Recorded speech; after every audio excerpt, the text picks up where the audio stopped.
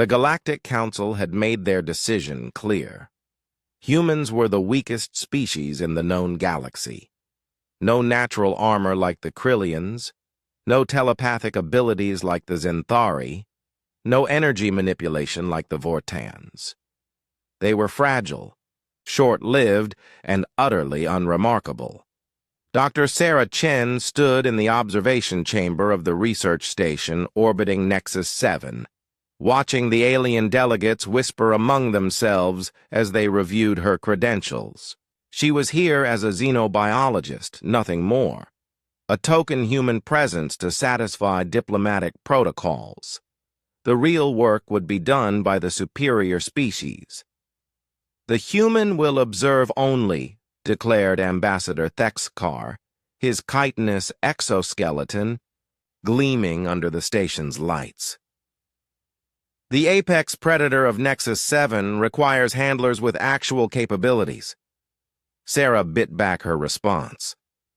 She had spent years studying apex predators across dozens of worlds, but her expertise meant nothing here.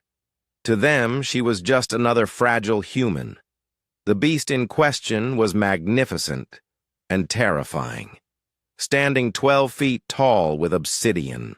Scales that seemed to absorb light, the creature possessed 6 limbs ending in razor-sharp claws and eyes that glowed like molten gold.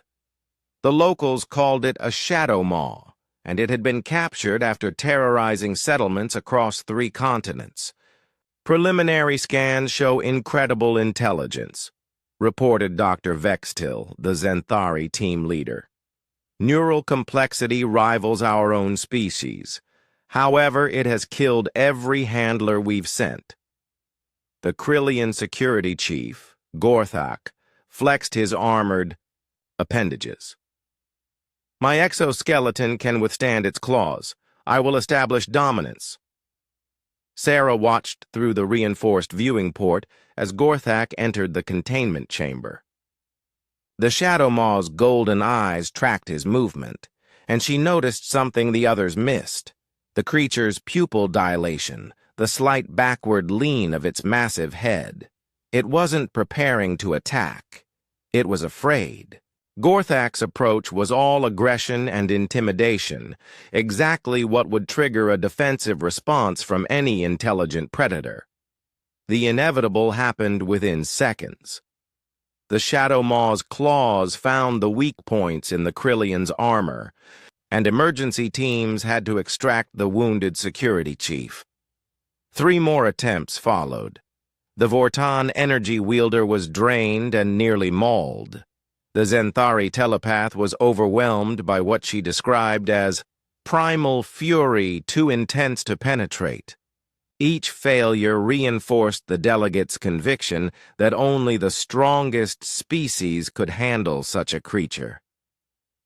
"Perhaps," Sarah said quietly, "strength isn't what it's looking for." Ambassador Thexkar's mandibles clicked in what she recognized as dismissive laughter. "And what would a powerless human suggest?"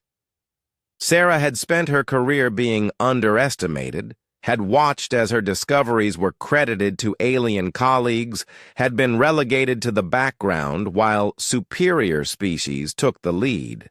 But she had also spent years in the field, learning that survival wasn't about being the strongest predator. It was about understanding the ecosystem. "Let me try," she said. The chamber fell silent. Even Dr. Vextil's telepathic tendrils stopped twitching. "Absolutely not," Thexkar declared. "We cannot risk—" "Risk what? A human?" Sarah's voice carried a steel that surprised them all. "You've already decided we're expendable. What's one more failed attempt?" The uncomfortable truth of her words settled over the group. After hurried consultation, they agreed, confident that her inevitable failure would at least provide useful data. Sarah entered the containment chamber without weapons, without armor, without any of the advantages the other species possessed. The Shadow Maw's golden eyes fixed on her immediately, but she didn't approach. Instead, she sat down cross-legged in the center of the chamber and waited. Hours passed. The delegates grew restless, muttering about human stupidity and wasted time. But Sarah remained motionless, her breathing steady, her posture relaxed but alert. She was doing what humans had done for millennia, not conquering through force, but earning trust through patience. The Shadow Maw's curiosity eventually overcame its caution. It approached slowly, massive head lowering to study this strange, small creature that showed no fear but also no aggression. Sarah could smell its breath, feel the heat radiating from its scales, but she didn't move. When the creature finally made contact, a gentle touch of one massive claw against her shoulder, Sarah slowly raised her hand and placed it against the beast's snout. The connection was electric, not in any supernatural sense, but in the profound recognition that passed between two intelligent beings. The viewing chamber erupted as the Shadow Maw lowered its great head and pressed against Sarah's small frame, the universal gesture of submission among pack predators. She had become its alpha, not through strength or special powers, but through something uniquely human, the ability to see beyond her own perspective and understand another's needs. Dr. Vextil's tendrils were practically vibrating with excitement. The neural readings. It's not submission. It's partnership, mutual respect. Ambassador Thexkar's mandibles hung open. How did she... Sarah stood, her hand still resting on the Shadow Maw's massive head, and turned to face the observation window. Her voice carried clearly through the comm system, quiet but unmistakably confident. "You see power as domination," she said. "Humans see it as connection. You tried to break its will. I chose to understand its heart. That's not weakness. That's evolution." The Shadow Maw raised its head and looked directly at the viewing window, its golden eyes now calm and intelligent rather than wild. Then it did something that would be talked about across the galaxy for generations. It placed itself between Sarah and the window, a massive guardian protecting its chosen alpha. In that moment, the Galactic Council's understanding of humanity shifted forever. They had been measuring the wrong kind of strength all along.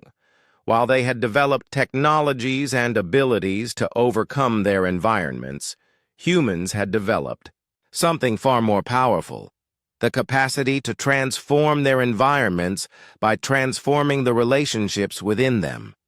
As Sarah led the now docile Shadow Maw from the chamber, the delegates finally understood why humans had spread across the galaxy, not through conquest, but through alliance. In a universe full of powerful species, the humans had found the ultimate power. The ability to turn enemies into friends, predators into partners, and isolation into belonging. They had believed she was powerless. They were wrong. She wielded the one force that could reshape worlds: understanding.